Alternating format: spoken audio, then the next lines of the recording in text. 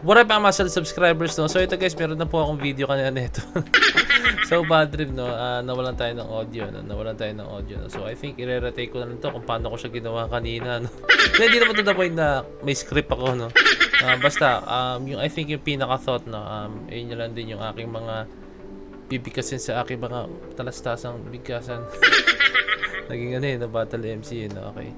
Tara, panoorin natin mga videos po ni Miss O, no? Very big shoutout po kay Miss O, no? Okay lang. Okay, G. Full view of the crowd for SB19 Wish USA at Santa Monica Beach.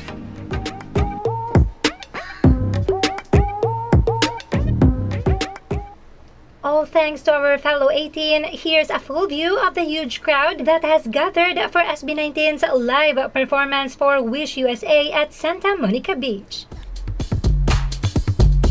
You know, as I've said earlier guys, no? Sa video kong nagloko, no? And then guys, no? Nakikita mo dito guys, yung suporta po talaga ng mga foreign 18 po talaga, no? May kita mo yung support nila rito, no? Even though na hindi siya katulad ng suporta ng talagang pag andun sa Pilipinas ang SB19, no? Like kahit saan, pag bumaba sila, kailan po talaga sila, no? Talagang may kita mo talaga dito guys yung yung suporta po nila, no? And yung binibigay nilang ayan, yung suporta sa SB19 po talaga, no? And nakakatuwa lang, no? Even though may kita natin na hindi siya ganun tignan nyo, meron pa mga open spaces na. Pero ang dami na yun guys, yan. Yung thousands of attendance na rin po yata yan, no? Diba? Mga thousand. Hindi ko alam, hindi ko marunong, hindi ko sinasabi, hindi ako marunong bilang. Pero hindi ko alam kung ilan talaga yan guys. Or baka hundreds or what. Pero syempre nakakatuwa na yun kahit dumating man sa point na gano'n, no? Kasi hindi biro yung mag-event ka sa isang lugar, no, na hindi mo hindi mo sariling bansa, na hindi biro yan guys, na. So yun, nakakatuwa lang.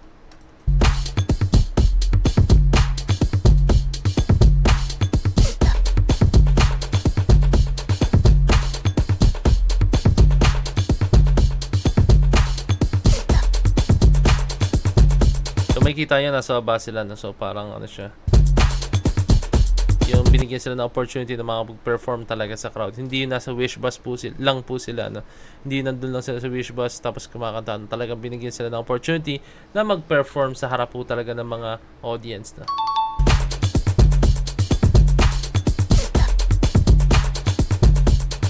Ito mga taong itong nasa likod, yung mga nag-volleyball, oh. Yan. Hindi nyo alam na one day, yung hindi nyo pinapansin, yung pala, sila pala ang darating yung panahon na kayo na rin ang papansin sa kanila, ano. Mga tumatakbo.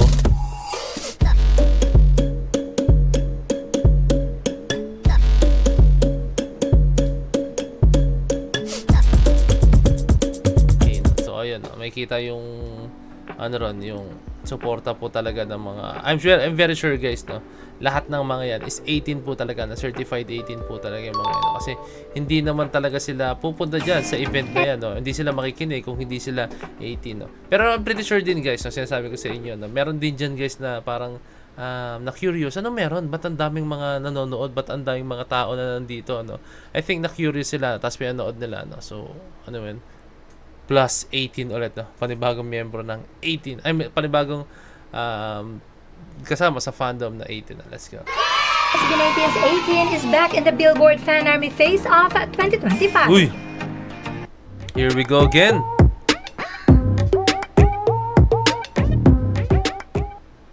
The Billboard Fan Army Face Off is back for this year and Round 1 voting has just begun. This will end on July 21 where Round 2 will commence.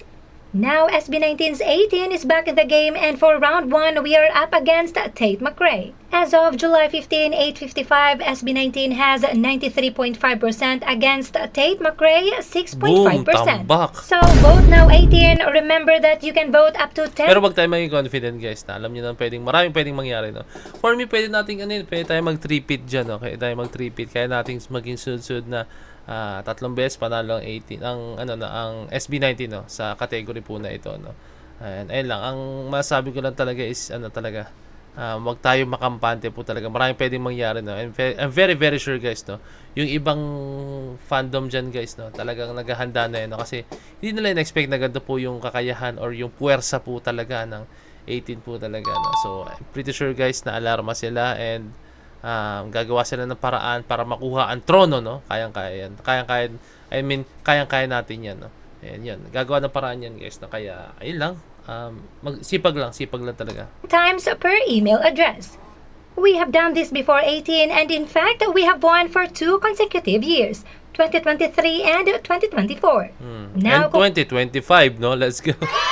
kung may panalo natin ito, we will be the second fandom to have the most wins in the Billboard Fan Army Face-Off next to Tiara's Queens. Muli nating ipakita ang ating pagiging monster voters. Yeah. Ang dami na alarma niya, no? Kasi isipin mo, kung titingnan mo yung sa mapa, no? Pilipinas, no? Hindi siya ganun kalaki kaysa po sa ibang mga bansa, no? 'Di ba? Hindi siya ganun kalaki, guys, no? And 'di ba? Kasi hindi naman the point na kunyari pag malaki ang bansa mo just like Russia or US, no? Hindi naman lahat 'yan, guys, no? Nanonood ng kanilang mga sinusuport. Iba-iba yan, guys, no?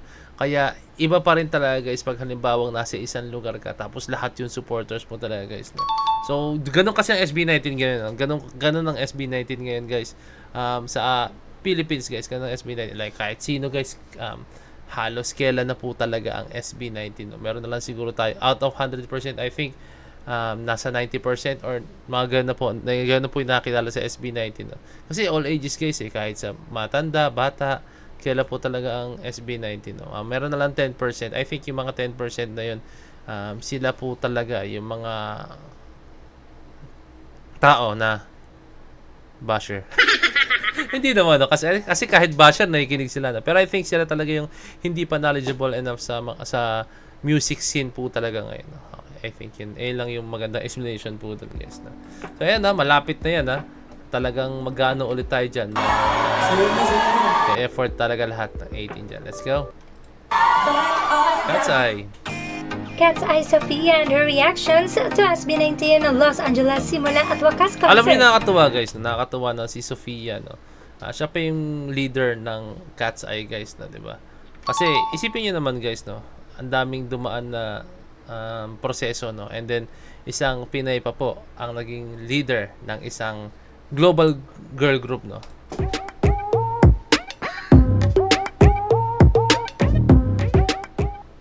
It is so cute and kilig to see Cat's Eye Sophia supporting his kuyas in their Los Angeles Simula at Wakas World Tour concert. What's more, Sophia has shared her experience and reaction to the concert. In her messages to her followers via Weaver's DMs, she said, "I just got home from SB19's concert. Style called me out after I took a bite of pizza, so I was literally chewing and waving." Isa pa sa maganda to, guys, no? Sa traits ng SB19. Hindi lang kay Stell, lahat talaga sila, no? Like, ayaw mo nyo yun, guys, pag halimbawang mas angat kayo sa ibang tao, no? Isang tao, no? Andun yung sinasabi nating pride, no? And kunyari, nakita nyo siya, pero sabihin nyo sa sarili nyo, ay, hindi ko pansin ito, mas sikat ako dito. Hayaan ko siyang kumausap sa akin, hayaan ko siyang tumawag sa akin. Mga ganun, guys, kahit aminin nyo, guys, kahit kayo, guys, no, meron din kayong ganyang side, no. Pero ito ang SB19, no, talagang sobrang down to earth nila, no. And even though na alam nyo, mas talaga sila, pagdating po talaga sa kanilang fame, no, mas angat talaga ang SB19 kaysa po sa Cat's Eye, no. Pero andun pa rin yung kanilang humbleness po talaga, guys. So, hindi nawawala yung humbleness talaga ng SB19. Doon nyo, si Stell pa mismo tumawag kay Sophia, no, diba? Nakakatuwa lang. Sobra. But they ate so hard, oh my god, I am obsessed. They are incredible and no joke. I had the best time. Sophia is such a cutie and just like SB19, so humble and down to earth.